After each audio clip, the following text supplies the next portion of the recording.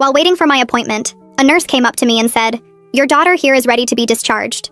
I was about to tell her I didn't have a daughter, but then I saw the teenage girl standing right behind her, staring right at me with wide, terrified eyes and her hands together like she was praying. She was mouthing the words, "Please say yes," while her whole body was shaking. Something in her face made me trust her. "Yes, sorry." I stood up quickly. "Let's go, honey." The nurse smiled and handed me a clipboard.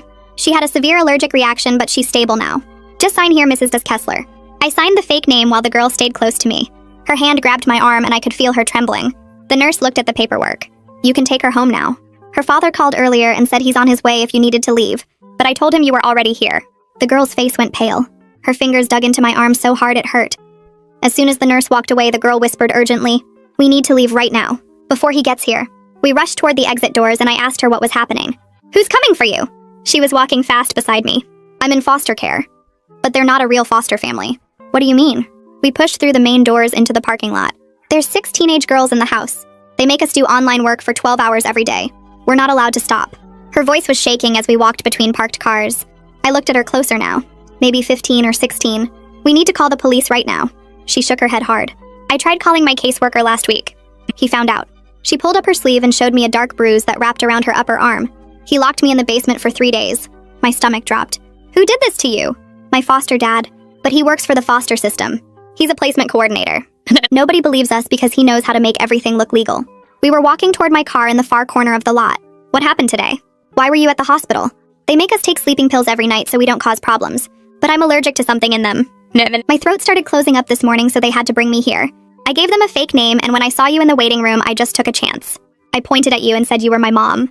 That was smart thinking." I fumbled for my car keys in my purse. The girl suddenly stopped walking. She grabbed my hand and pointed across the parking lot. "That's his car. He's already here." I looked where she was pointing. A silver Honda was parked 3 rows away, empty. My heart started pounding. If his car is here, that means he's inside the hospital looking for you right now. We have to hide. He always wears his work badge on a blue lanyard. People trust him because they think he works at the hospital. She was practically hyperventilating. I could see my car now. It was only 30 feet away. "We need to get to my car while he's still inside searching." We started walking faster, trying to look normal, but my hands were shaking. The girl stayed close, using me as a shield. "He texted the other kids this morning." The girl's voice cracked. "He said if I ran away, he would make all of them pay for it." They're probably getting punished right now because of me. We were almost at my car when I heard someone call out, "Excuse me, ma'am." We both turned around. A tall, bald man with glasses was walking toward us from the hospital entrance. The girl froze completely beside me. Her breathing got really fast. "That's him. That's my foster dad." My blood went cold. I looked at the man's face as he got closer. I recognized him immediately. No, that can't be right." My voice barely worked. "That's him." The girl's fingernails dug into my hand. "Please don't let him take me back." The man was close enough now that I could see his face clearly. My mind was spinning. This couldn't be possible. "Pablo?" My voice came out strangled and weak. He stopped walking for just a second. Confusion crossed his face when he recognized me, but his eyes just dropped down to look at the girl holding my hand. "What are you doing here? And why do you have Madison?" The girl whispered next to me. "His real name is Pablo Reeves." Her voice shook. "He has 6 of us in that house. The foster paperwork is all fake." Pablo took a step closer. His voice was friendly, but there was an edge to it. "Kate," he told me, "you don't understand what's happening here. Madison gets confused. She has behavioral issues. Let me take her home so we can sort this out." He reached his hand toward the girl. "She's not going anywhere with you." I stepped in front of her. "She doesn't need your permission." His friendly mask was slipping. "Madison, get over here. Now?" The girl pressed against my back. Her face went gray as she realized me and Pablo knew each other. "Get away from us." I pulled out my phone. My hands were shaking so hard I could barely hold it. Pablo's expression shifted when he saw the phone. "You're really going to call the police on me?" My thumb hovered over 911. "Yes, I don't care that you're my brother. You're trafficking children. Family or not, you're a monster." I pressed the green call button and lifted the phone to my ear. My hand shook so hard I almost dropped it. Madison grabbed my jacket with both hands and pulled herself close. She whispered right next to my ear that Pablo knows cops who helped him before when other girls tried to run. The phone rang once. Pablo took another step toward us and his whole face changed. The friendly, concerned look disappeared completely. His eyes went cold and flat like he was looking at a problem he needed to solve. The phone rang a second time. Pablo spoke in this calm voice that made my skin crawl. He told me I was making a huge mistake. Madison was a troubled kid with a history of lying about her caregivers. She had behavioral issues documented in her file. The 911 operator answered and asked what my emergency was. I kept my eyes on Pablo while I talked. I told the operator there was a trafficking situation at County Hospital parking lot section C. Pablo's face went white when he heard me say trafficking. Madison was still pressed against my side and I could feel her whole body shaking. The operator asked me to repeat what I said and stay on the line. Pablo stared at me for 3 more seconds. Then he turned around and walked fast toward his silver Honda. He didn't run, but he moved quick. I watched him get in his car and pull out of the parking spot. The operator was asking me questions about how many people were involved and if anyone was injured. I answered while watching Pablo's car drive toward the exit. Madison whispered that he was leaving to go hurt the other girls. The operator told me officers were on their way and to stay where I was. 4 minutes later, 2 police cars pulled into the lot with their lights on but no sirens. The officers got out and walked toward us. I put my phone away and stood up straighter. Madison moved behind me and grabbed the back of my shirt. One officer was older with gray hair and the other was younger, maybe 30. The older officer asked what was going on. I explained everything as fast as I could. Madison was a foster kid being trafficked. 6 girls total in a house. My brother Pablo Reeves ran the operation. He was a placement coordinator who made everything look legal. The younger officer's face changed when I said Pablo's name. He looked at the older officer and said he knew Pablo Reeves. Respected guy who worked in foster placement. My stomach dropped. The older officer asked Madison if what I said was true. She nodded but didn't speak. Her fingers dug into my shirt. The younger officer said they needed to take separate statements. He asked Madison to come with him to the other patrol car. Madison's breathing got really fast. She pressed harder against my back. I shouted that she stays with me or I'm calling a lawyer right now. Both officers stopped. The older one held up his hands and said they were just trying to get clear information. I told them Madison was terrified, and I was the only person she trusted. They could ask questions with both of us together, or we weren't cooperating. The officers looked at each other. The younger one shrugged. They spent 20 minutes asking us questions in the parking lot. Madison answered in a quiet voice while holding my hand. She told them about the house and the other girls and the online work. The officers wrote everything down. Then the older officer said they needed to take Madison to the station for a formal interview. I said I was coming with her. The officer said that wasn't standard procedure. I told him I didn't care about procedure. Madison identified me as her mother at the hospital. I was the adult responsible for her, and I wasn't letting her go anywhere alone. The younger officer said it would actually be helpful to have me there since Madison was clearly more comfortable. We all got in our cars and drove to the police station. The whole drive I watched Madison in my rearview mirror sitting in the back of the patrol car. She looked so small. At the station, they took us to a plain room with a table and chairs. The walls were gray and there was a camera in the corner. A detective came in about 10 minutes later. He was maybe 40 with dark hair and tired eyes. He introduced himself as Detective Santos. His voice was serious but not mean. He sat down across from us and asked Madison to tell him everything from the beginning. Madison's voice shook while she talked. She described all 6 girls and the 12-hour shifts doing online work, the sleeping pills they had to take, the basement where Pablo locked her for 3 days. Detective Santos wrote notes and asked questions. He wanted to know the exact address of the house, the layout of the rooms, the other girls' names. Madison knew everything. Tiana was 17 and the oldest. Larissa had been there the longest at 16. She named the other 3 girls too. Santos asked about Pablo's daily routine, when he left for work, when he came home, if anyone else came to the house. Madison answered every question with specific details. Her hands shook the whole time. Detective Santos leaned back in his chair. His expression had changed from skeptical to concerned. He said this needed immediate investigation. He asked Madison about the online work she mentioned. She looked down at the table. She said they did content creation for 12 hours every day. She wouldn't say what kind of content. Pablo collected all the money they made. He charged them for food and clothes and everything else, so they never had any money of their own. Detective Santos asked how much money. Madison said she didn't know the total, but Pablo showed them spreadsheets sometimes. Thousands of dollars every month. Her whole body was shaking now. Santos got up and brought her a cup of water and a blanket from somewhere. She wrapped it around her shoulders. He asked more questions about the sleeping pills and the allergic reaction. Madison explained they took pills every night so they wouldn't cause problems. She was allergic to something in them. This morning her throat closed up and Pablo had to take her to the hospital. She gave them a fake name. When she saw me in the waiting room, she took a chance and said I was her mom. Detective Santos nodded and wrote more notes. He asked about the basement punishment. Madison pulled up her sleeve again and showed the dark bruise. She said Pablo locked her down there for 3 days last week because she tried to call her caseworker. No food, no bathroom, just darkness. Her voice broke when she said it. Santos put down his pen. He said he needed to make some calls and he'd be right back. He left the room. Madison started crying. Real crying with her shoulders shaking and tears running down her face. I held her hand and told her she was safe now. She kept saying she was sorry. Sorry for getting me involved. Sorry for ruining my life. She understood if I wanted to leave now that I knew it was my own brother. I squeezed her hand harder. I told her she had nothing to be sorry for. Pablo was the one who should be sorry. She didn't ruin anything. Some things were more important than family. She looked at me with red eyes and asked if I really meant that. I said yes. I wasn't going anywhere. Madison looked up at me with red, puffy eyes. Her whole face was wet from crying. She wiped her nose with the back of her hand and tried to stop shaking. I squeezed her fingers tighter and told her Pablo stopped being my brother the second I found out what he was doing to kids. She sucked in a breath and her eyes got even wider. I said family doesn't mean anything when someone hurts children like this. She nodded really fast and more tears ran down her face, but these looked different somehow. Like maybe she actually believed me. Her shoulders relaxed just a tiny bit and she leaned against my arm. And I could feel her breathing slow down from that panicked gasping to something more normal. The door opened and Detective Santos came back in carrying a folder. He sat down across from us and his face looked serious, but not in a bad way. He said he just got off the phone with patrol officers and they were heading to Pablo's house right now to check on the other girls. Madison's whole body jerked forward. Her face changed from scared to something like hope mixed with fear. She asked if they were really going there right now. Santos nodded and said they should arrive in about 15 minutes. Madison pressed both hands against her mouth. She started crying again, but also kind of laughing at the same time. Then her face went gray and she grabbed my hand so hard it hurt. She whispered that the other girls were probably getting punished right now because of her. I told her this wasn't her fault, but she shook her head hard. She said Pablo told them this morning that if she ran away, everyone would pay for it.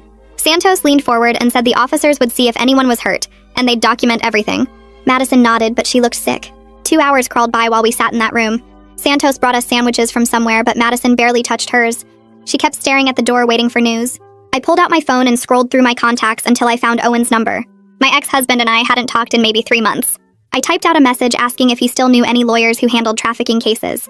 I hit send before I could overthink it. My phone rang 30 seconds later. Owen's voice came through asking what the hell was happening. I gave him the short version about Madison and Pablo and the 6 girls. He went quiet for a long time. Then he said he was calling someone right now and he'd get back to me in 10 minutes. Madison watched me put my phone down. She asked who that was, and I told her my ex-husband used to be a lawyer before he switched careers. He still had connections with people who did this kind of work. She nodded and went back to staring at the door. My phone buzzed again 20 minutes later. Owen said he had a friend named Jamie who specialized in child advocacy cases, and she was willing to come to the station right now. He asked for the address and said he was coming too. I felt something loosen in my chest, knowing we'd have actual legal help. Owen showed up 40 minutes later with a woman who looked maybe 50 with short gray hair and intense eyes. She walked straight to Detective Santos and stuck out her hand. She said her name was Jamie, and she understood there was a minor in need of legal representation. Santos shook her hand and looked at me. I nodded and said I'd asked Owen to bring someone who could help Madison. Jamie pulled out a chair and sat down next to Madison. She asked Madison if she was okay with Jamie being here, and Madison said yes. Then Jamie started firing questions at Santos about protective custody arrangements and where Madison was supposed to stay tonight. Santos explained that normally she'd go back into foster placement, but given the circumstances, that seemed complicated. Jamie's face got hard. She said complicated wasn't the word she'd use. She said Pablo had access to every placement record in the system and could find Madison wherever they put her. We needed emergency housing that was completely off the official grid. Santos rubbed his face and said he'd have to make some calls about that. His phone rang before he could pick it up. He answered, and his expression changed while he listened. His jaw got tight and he wrote something down on his notepad. He said, "Okay, thanks," and hung up. Then he looked at all of us, and I knew it was bad news before he even opened his mouth. He said the officers just left Pablo's house. All 6 girls were present and accounted for. The house looked normal and clean. The girls said everything was fine and they didn't know what Madison was talking about. Pablo was cooperative and answered every question. Madison made a sound like someone punched her in the stomach. Her breathing got really fast and loud. She stood up so quick her chair fell backward. She said no, no, no over and over while her hands pulled at her hair. I jumped up and grabbed her shoulders. She was shaking so hard I thought she might fall down. Jamie moved fast and caught Madison's other arm. We got her back in the chair and Jamie knelt in front of her. Madison couldn't stop gasping for air. She said Pablo makes them practice exactly what to say if anyone ever comes to check. He probably texted them the second he left the hospital. He threatened them. They're too scared to tell the truth. Her voice came out all broken and desperate. Jamie asked Santos if the officers noticed anything wrong with the girls. Santos looked at his notes and said they seemed nervous, but nothing obvious. No visible injuries or signs of distress. Pablo showed them his placement coordinator badge and all the foster paperwork. Everything looked legal and above board. The house was clean with plenty of food. Each girl had her own bedroom. Jamie sat back in her chair and her face was angry now. She said this was textbook institutional trafficking. The perpetrator uses his official position as cover, and the victims are too scared to speak up because he has all the power. I felt something hot building in my chest. My hands started shaking, but not from fear this time. I said Pablo created a perfect system where nobody would ever believe the girls over him. He had credentials and fake paperwork, and he knew exactly how to make everything look right. Jamie nodded and said she'd seen cases like this before. The system protects the abuser because he's part of the system itself. Santos closed his folder and leaned back. He said he believed Madison and he believed something wrong was happening in that house. But he needed more evidence before he could arrest Pablo or remove the girls. Madison's testimony alone wasn't enough when the other victims were denying everything, and Pablo had spotless professional credentials. He needed something concrete that would hold up in court. Jamie asked what kind of evidence he was looking for. Santos said medical records, financial documentation, witness testimony from someone besides Madison, physical evidence from the house, anything that corroborated Madison's story beyond her word against Pablo's. I looked at Madison and her face was completely pale. She looked like she might throw up. I put my arm around her shoulders and told Santos we'd get him whatever evidence he needed. Pablo wasn't going to get away with this. Owen spoke up from where he'd been sitting quietly in the corner. He said we needed to get Madison a full medical exam right now to document everything. Not just the allergic reaction, but any other signs of what Pablo had done to her. Jamie nodded immediately and said that was smart thinking because it would create an official paper trail that Pablo couldn't dispute. She explained that medical evidence might reveal things Madison hadn't even mentioned yet, because sometimes victims don't realize certain injuries or symptoms are connected to their abuse. Detective Santos agreed and said he could arrange for a forensic nurse examiner at a different hospital across town where Pablo had no connections or influence. Madison looked scared when they mentioned another hospital, but I squeezed her hand and told her this was important. We needed proof that would hold up in court. She nodded slowly and whispered, "Okay." Within 20 minutes, we were in Owen's car driving to County Hospital on the other side of the city. Madison sat in the back seat staring out the window and picking at her fingernails. I could see her hands shaking every time we stopped at a red light. Jamie followed in her own car and met us in the emergency room entrance. She had already called ahead, and a forensic nurse examiner was waiting for us in a private examination room. The nurse introduced herself and explained to Madison exactly what the exam would involve. She would document any bruises, injuries, or signs of malnutrition. She would photograph everything and write a detailed report. Madison's eyes filled with tears, but she agreed. The nurse asked me to wait outside during the examination because it needed to be conducted without any potential influence from adults. Jamie stayed with Madison as her advocate while Owen and I sat in the waiting room. My hands wouldn't stop shaking. I pulled out my phone and stared at it for a long time before I finally worked up the courage to call my parents. They needed to hear this from me before Pablo got to them with his version of events. My father, Bo, answered on the third ring. I could hear the television in the background. I told him I needed to talk to him about something serious involving Pablo. His voice immediately got tense and he asked what was going on. I explained that I was at a hospital with a teenage girl who had escaped from Pablo's foster house. I told him Pablo was trafficking children and I had reported him to the police. The silence on the other end lasted so long I thought the call had dropped. Then my father exploded. His voice got loud and angry as he demanded to know what I was talking about. He said I must be confused or mistaken because Pablo would never do something like that. I tried to explain about Madison and the other 5 girls, but he cut me off. He said I was manipulated by a troubled teenager who probably had behavioral problems. He demanded I bring this girl back to Pablo immediately and stop causing problems for the family. My chest got tight and I could barely breathe. I told him I saw Pablo at the hospital myself trying to take Madison. I explained that she had physical evidence of abuse and that a forensic nurse was examining her right now. My father's voice got even angrier. He said foster kids often come from bad situations and have injuries from previous placements. He accused me of jumping to conclusions about my own brother without knowing the full story. He said Pablo had dedicated his career to helping troubled youth, and I was destroying his reputation with false accusations. I felt sick to my stomach. I asked him why he was so quick to defend Pablo without even listening to what I was telling him. He said because Pablo was his son, and he knew him better than some random teenager I'd just met. The conversation went in circles for another 5 minutes with him refusing to believe anything I said. Finally, he told me I needed to think very carefully about what I was doing to the family reputation. He said he was calling Pablo right now to get his side of the story. Then he hung up on me. I sat there staring at my phone feeling like I might throw up. Owen put his hand on my shoulder and asked if I was okay. I shook my head because I wasn't okay. My own father had just chosen Pablo over the truth. He was going to side with my brother no matter what evidence I showed him. 40 minutes later, Madison came out of the examination room looking completely exhausted. Her eyes were red from crying, and she walked slowly like every step hurt. The forensic nurse pulled Jamie aside and they talked in low voices for several minutes. I watched Jamie's face get more and more serious as the nurse showed her a tablet with photos and documentation. Jamie's jaw clenched and her hands formed fists at her sides. When they finished talking, Jamie came over to where Owen and I were sitting. Her expression was grim. She told us the medical exam had found signs of long-term sleep deprivation, including dark circles, delayed reflexes, and cognitive fog. Madison had repetitive strain injuries in her hands and wrists, consistent with constant computer work for extended periods. There were multiple bruises in various stages of healing that showed a pattern of being struck with objects, rather than accidental injuries. The nurse had also found evidence of malnutrition with Madison's weight significantly below healthy range for her age and height. Jamie said the allergic reaction to the sleeping pills could have been fatal if Madison hadn't gotten to the hospital when she did. Her throat had been closing and another 30 minutes might have been too late. I felt rage building in my chest as Jamie described each finding. This was so much worse than what Madison had initially told us. Detective Santos called while we were still at the hospital, and Jamie filled him in on the medical evidence. I could hear his voice through the phone sounding excited. He said this gave him enough for an emergency warrant to seize Pablo's computers and financial records. He explained it would take a few days to execute the warrant, but now they had legal grounds to dig deeper into Pablo's operation. When Jamie hung up, she looked at Madison and asked where she was supposed to stay tonight. The foster placement system was obviously compromised since Pablo had access to all those records. I wasn't an approved guardian, so technically Madison couldn't stay with me. Jamie thought for a moment, then said, Madison should stay with me informally while she filed emergency custody paperwork first thing in the morning. It wasn't exactly legal, but it was safer than putting Madison back into a system that Pablo could manipulate. Owen pulled Jamie aside while Madison was getting her jacket and offered to stay at my apartment with us. He said Pablo might try to show up and it would be better if there was someone else there besides just me and Madison. I felt relief wash over me because I was actually scared Pablo knew where I lived. Jamie thought it was a good idea and said she would start the emergency guardianship paperwork first thing in the morning. We left the hospital around 11:30 and drove across town to my apartment. Madison sat in the back seat staring out the window without saying anything. Owen followed us in his car. The streets were mostly empty and I kept checking my rearview mirror to make sure Pablo wasn't following us. My hands were shaking on the steering wheel. We pulled into my apartment complex parking lot just before midnight. Owen parked next to us and helped carry Madison's things inside. She didn't have any belongings with her since she escaped from the hospital wearing just the clothes she had on. I gave her some of my old pajamas and set her up in my guest room with clean sheets and extra blankets. She kept saying thank you over and over. She apologized for ruining my life and causing problems with my family.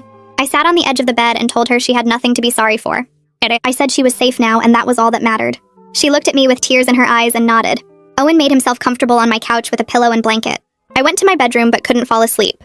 I lay there in the dark thinking about the 5 other girls still trapped in Pablo's house. They were probably getting punished right now because Madison escaped. Pablo would be angry and taking it out on them.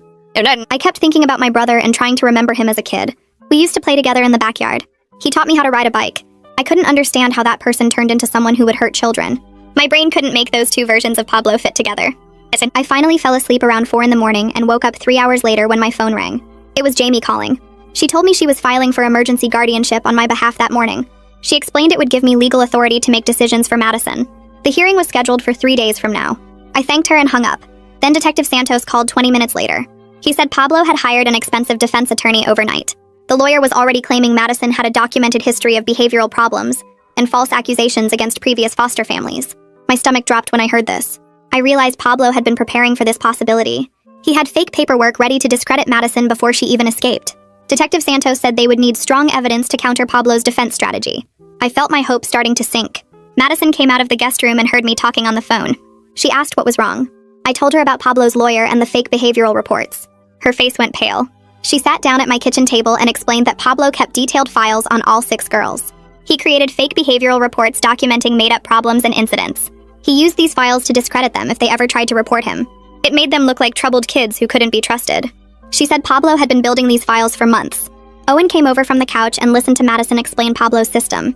He suggested we try to contact the other 5 girls directly. Maybe one of them would be willing to talk now that Madison was safely out. Jamie called back and warned that contacting the girls could be considered interference with the investigation. But Detective Santos said if the girls reached out to us voluntarily, that would be different. Madison remembered an email address that one of the girls named Tiana had memorized before Pablo took their phones away. Tiana was the oldest girl at 17. I created a new email account using a fake name so Pablo couldn't trace it. Madison helped me write a message to Tiana. We explained that Madison was safe and staying with someone who wanted to help. We asked if Tiana wanted help getting out too. We sent the email around 9 in the morning. Then we waited. 6 hours passed with no response. I started thinking Pablo had already changed all their passwords or blocked their access somehow. Madison kept checking my phone every few minutes looking for a reply. Owen ordered pizza for lunch, but none of us ate much. I was staring at my phone when it finally buzzed at 3:15. A new email from an account I didn't recognize. The message said this is Tiana and that he took their phones, but she was on a computer at the public library. She said she was scared. My hand started shaking as I read it. Madison grabbed my arm and read over my shoulder. I typed back immediately asking if she was safe right now. She replied that she had to sign out a library computer for 1 hour, and Pablo thought she was at a school study group. We emailed back and forth for the next 20 minutes. Tiana confirmed everything Madison had told us about the house and the online work. She added that Pablo threatened all of them this morning. He said if anyone tried to leave, he would report them as runaways. That would send them to juvenile detention because they had no other family. Tiana said the younger girls were too scared to even think about escaping now. She asked if Madison was really okay, and if we could actually help them get out. I told her yes and that we had a lawyer and detective working on the case. Then Tiana's messages stopped coming. Madison said her library hour must have ended. We sat there staring at my phone, hoping she would log back on, but nothing came through. I forwarded Tiana's last message to Detective Santos right away and called him. He picked up on the second ring, and I explained that we'd been emailing with another girl from Pablo's house who confirmed everything Madison said. Detective Santos asked me to send him screenshots of the entire conversation and said this was exactly what they needed. A second victim willing to talk changed everything. He asked if Tiana could come to the police station tomorrow during her school lunch period when Pablo wouldn't be monitoring her. I told him I'd email her back and ask. Madison was sitting next to me on the couch looking hopeful for the first time in days. I typed a message to Tiana explaining that Detective Santos wanted to meet with her tomorrow at lunch and that we could keep her safe. I hit send and we waited. 20 minutes later, Tiana replied saying she could get to the station if we gave her the address. She added more details about the other girls in the house. One girl named Larissa had been with Pablo the longest, almost 2 years. Tiana said Larissa was so scared of leaving that Pablo had convinced her nobody else would ever take care of her. The other 3 girls were younger, and they all followed whatever Larissa did. Tiana said if Larissa stayed, then the younger girls would stay too because they trusted her judgment.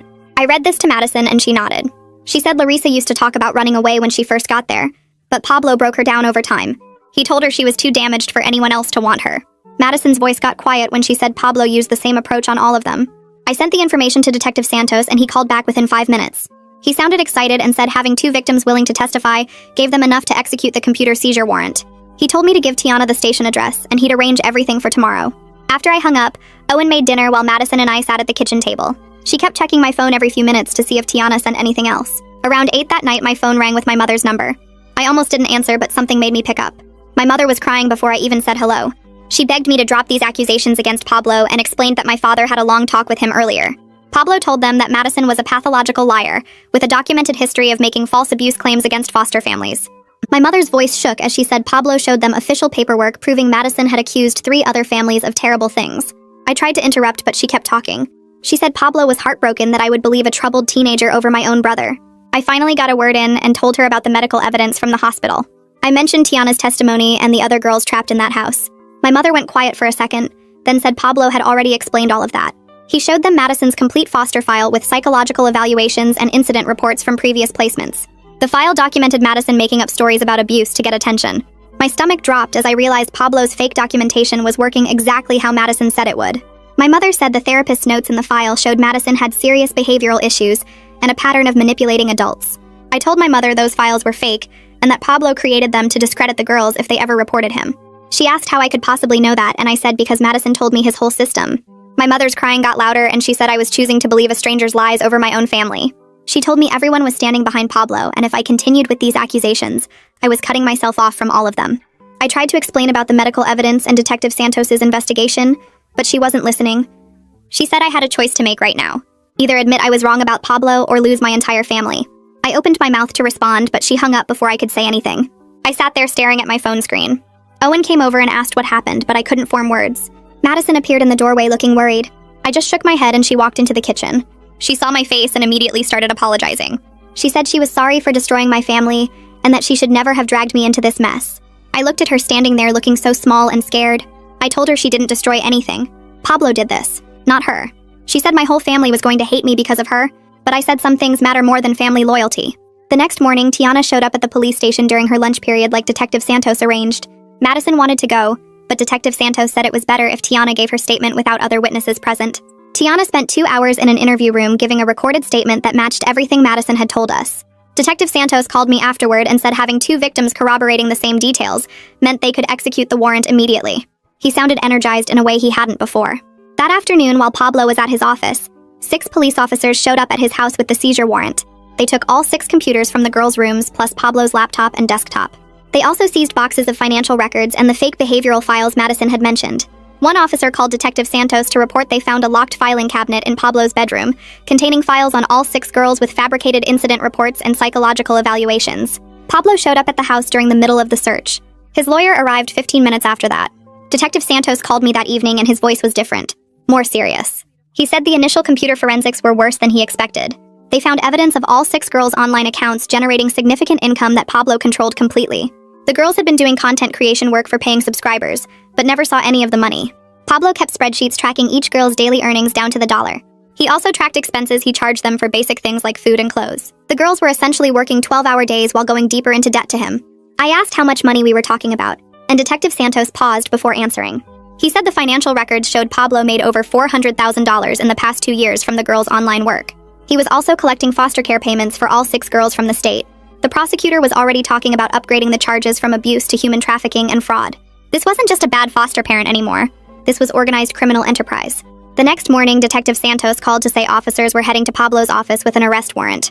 I put the phone on speaker so Madison could hear, and she grabbed my hand while we listened. He said they had enough evidence from the computers and financial records to charge Pablo with 6 counts of human trafficking, plus child exploitation, fraud, and false imprisonment. The bail hearing was scheduled for that afternoon, and prosecutors were asking for $500,000 because Pablo had the resources and connections to run. Madison started crying when she heard the amount because she said Pablo's parents had money and would probably pay it. I told her even if they did, Pablo wouldn't be able to come near her because of the protection order. 2 hours later, Detective Santos texted that Pablo was in custody, and his parents were already at the courthouse talking to a bail bondsman. My phone rang 20 minutes after that, and I saw it was my father calling. I almost didn't answer, but Madison was watching me, so I picked up. My father started yelling before I could even say hello. He told me I had destroyed Pablo's life and his career over lies from troubled teenagers who were known for making things up. His voice was shaking with anger as he said Pablo's lawyer would prove all of this was fabricated, and then I would have to live with what I had done to the family. I tried to explain about the medical evidence and financial records, but he talked right over me. He said I had always been jealous of Pablo's success, and this was my way of tearing him down. I felt my own anger rising and told him I had medical documentation of abuse, financial records showing $400,000 in stolen earnings, and 2 victims willing to testify under oath. My father went quiet for a second, and then said Pablo's lawyer already explained how all of that evidence could be misinterpreted by people who wanted to believe the worst. He said the bruises could be from anything. The money was legitimate income Pablo earned through his consulting business, and troubled foster kids often made up stories for attention. I asked him if he really believed that, or if he was just protecting Pablo because he couldn't accept the truth. He told me not to contact him or my mother again, until I was ready to apologize to Pablo for what I had put him through. The line went dead and I sat there staring at my phone. Madison asked if I was okay and I lied and said yes.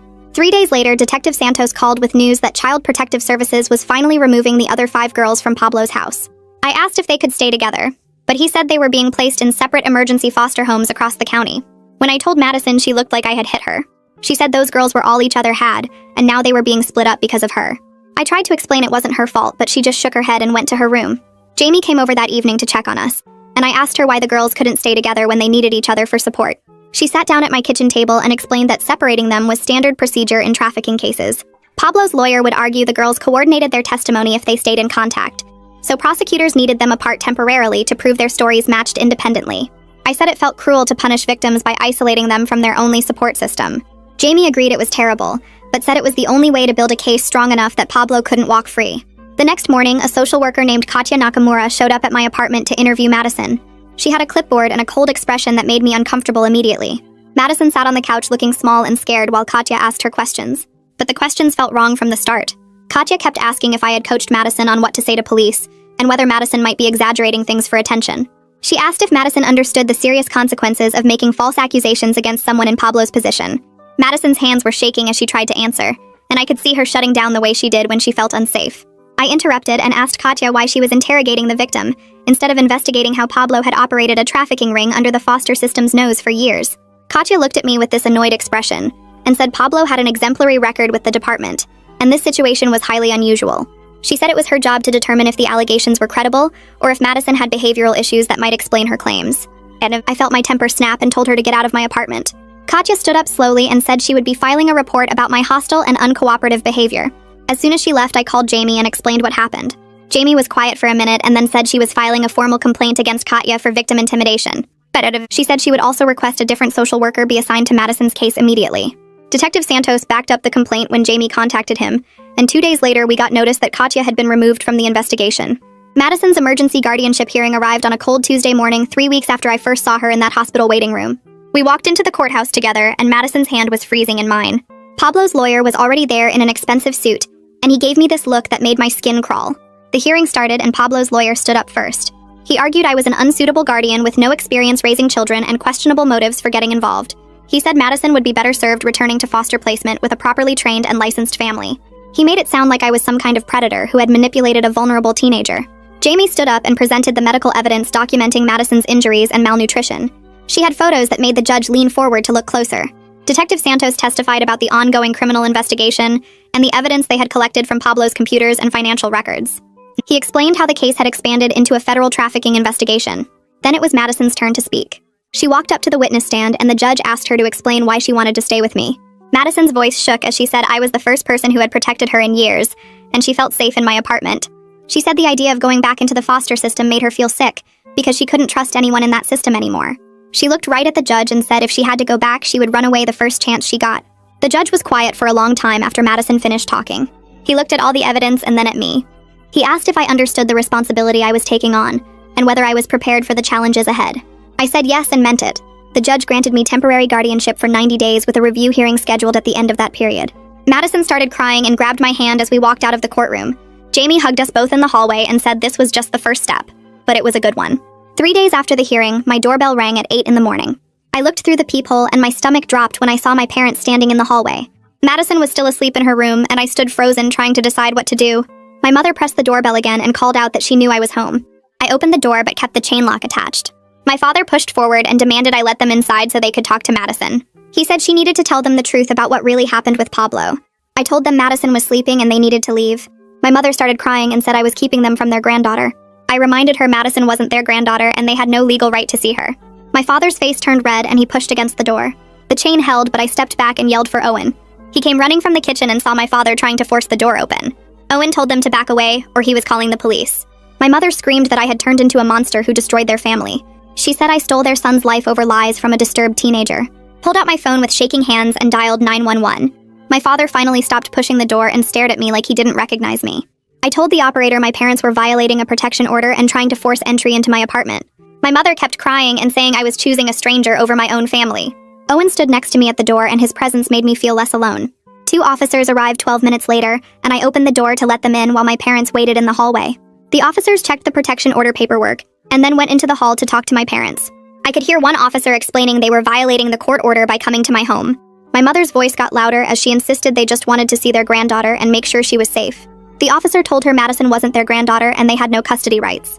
He said if they came back, they would be arrested for violating the protection order. My mother screamed that I had turned into a monster who was stealing their son's life. My father stood silent and wouldn't even look at me as the officers escorted them to the elevator. After they left, I sat on the couch and cried while Owen made coffee. Madison came out of her bedroom asking what happened, and I told her my parents had tried to visit. She apologized for causing problems with my family, and I told her she had nothing to apologize for. 2 weeks passed, and Detective Santos called saying Larissa had finally agreed to give a statement.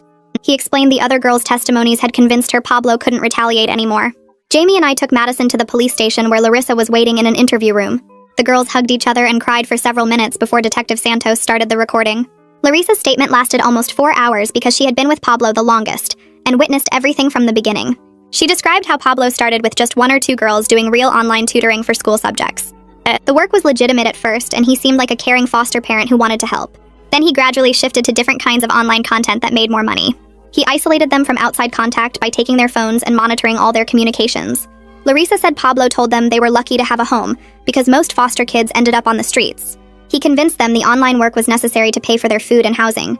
She explained how the sleeping pills started after one girl tried to run away. Pablo said the pills would help them rest better, but really he used them to keep everyone compliant and too tired to cause problems. Larissa provided names of 4 other men Pablo worked with who placed girls in similar situations. She said these men operated across 3 different states, and Pablo bragged about how much money the network was making. Detective Santos asked specific questions about financial records, and Larissa described seeing Pablo's spreadsheets tracking each girl's earnings. She said Pablo charged them for everything including food and clothes so they could never save enough money to leave. The statement included details about the basement where Pablo locked girls as punishment. Larissa had been down there twice and described the cold concrete floor and the bucket he left for a bathroom. By the time the interview ended, Detective Santos looked shaken and said this case was bigger than anyone realized. The next day, Detective Santos contacted the FBI because Larissa's testimony showed interstate trafficking. An agent named Anastasia Chang called me directly and asked to meet with Madison. She explained Pablo's operation was part of a larger network of corrupt foster system employees running similar schemes. Agent Chang interviewed Madison for 6 hours and recorded everything about Pablo's methods and the other men involved. She said the federal government was building a massive case that would expose vulnerabilities in the foster system. Within a week, the investigation exploded into a multi-state operation with FBI agents raiding homes in Ohio, Pennsylvania, and West Virginia. 17 more girls were found in situations identical to what Madison described. Agent Chang kept me updated as they built the federal case against Pablo and the 4 other men. She said the evidence was overwhelming with financial records showing millions of dollars moving through the network. Pablo's lawyer tried to negotiate a plea deal, but Jamie explained the federal charges carried mandatory minimum sentences. The prosecutors wanted to make an example of the case to force reforms in foster care oversight. Pablo's lawyer kept pushing for reduced charges, but Agent Chang said the trafficking evidence was too strong. Jamie told me the prosecutors were determined to show that working within the system didn't protect traffickers from consequences. The legal process dragged on for weeks with constant motions and hearings. Madison had to testify before a grand jury, which terrified her, but she did it anyway. I sat outside the courtroom while she gave her testimony and held her hand when she came out crying. 3 months after Madison escaped from the hospital, Pablo stood in federal court and pleaded guilty to all charges. The judge sentenced him to 28 years in federal prison with no possibility of early release. The 4 other men in the network received similar sentences ranging from 22 to 30 years. Agent Chang called to tell me they had rescued 17 more girls from various locations and shut down the entire trafficking network. She said Madison's bravery in that hospital parking lot had saved dozens of lives. I cried when I hung up the phone because the reality of what could have happened to Madison finally hit me. If she hadn't pointed at me in that waiting room, she would still be trapped in Pablo's house or worse. The 5 other girls from Pablo's house were placed in separate foster homes across the county. Jamie explained they needed different placements to prevent any appearance of coordinating testimony. Madison asked constantly about Tiana and Larissa and whether they were safe. Their therapists arranged supervised video calls twice a month so the girls could stay connected. I sat with Madison during the first call and watched her face light up when she saw Tiana on the screen. They talked about their new schools and their therapy sessions. Larissa joined the call and told Madison she was learning to play guitar in her new placement. All 3 girls struggled with trust issues and anxiety, but they were slowly adjusting. Madison's therapist said maintaining these connections was important for their recovery, even though they couldn't see each other in person yet. My parents sent an email through their lawyer 6 weeks after Pablo's sentencing. The message acknowledged that Pablo had confessed to everything and asked if I would be willing to meet with them to talk. I read the email 3 times trying to figure out how I felt. Part of me wanted to see them and try to rebuild some kind of relationship, but most of me felt angry that it took a confession and a 28-year sentence for them to believe me. I wrote back through Jamie saying I needed more time to process everything that happened. I told them I wasn't ready to meet yet and didn't know when I would be. My mother responded asking if Madison would be willing to meet them instead. I deleted that email without answering because Madison had enough to deal with without my parents trying to insert themselves into her life. Madison started therapy twice a week with a specialist in trafficking trauma.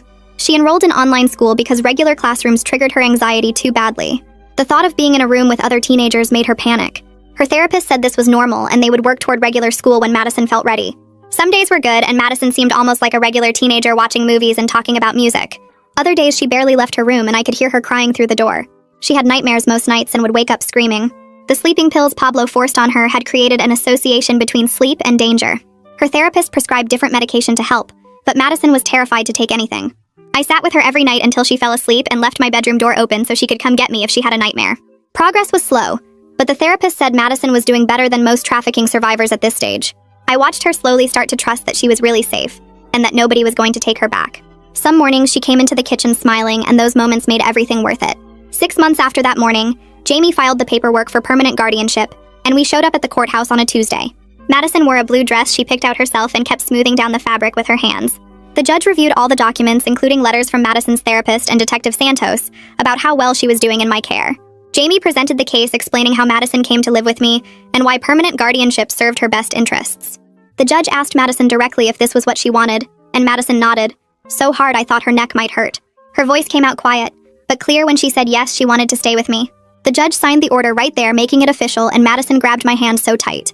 Tears ran down her face, but she was smiling bigger than I'd ever seen. We walked out of that courthouse and she kept saying thank you over and over until I told her she didn't need to thank me for anything. A year went by faster than I expected, and Madison kept getting better bit by bit. Her therapist said she was making real progress working through everything that happened. Madison started talking about maybe trying regular school next fall instead of online classes, which felt like a huge step. I started a support group for people like me who were guardians of trafficking survivors, because I kept meeting others who needed help figuring things out. Tiana's new foster mom joined the group last month. Felt good knowing those girls were still connected somehow. My parents called sometimes and the conversations were short and uncomfortable, but at least they were trying. Madison told me one night that I made the right choice that day in the hospital parking lot, and hearing her say that made my chest feel tight. Some days were still really hard when Madison had nightmares or couldn't get out of bed. But we were building something real together, and watching her slowly start trusting the world again made every single sacrifice worth it.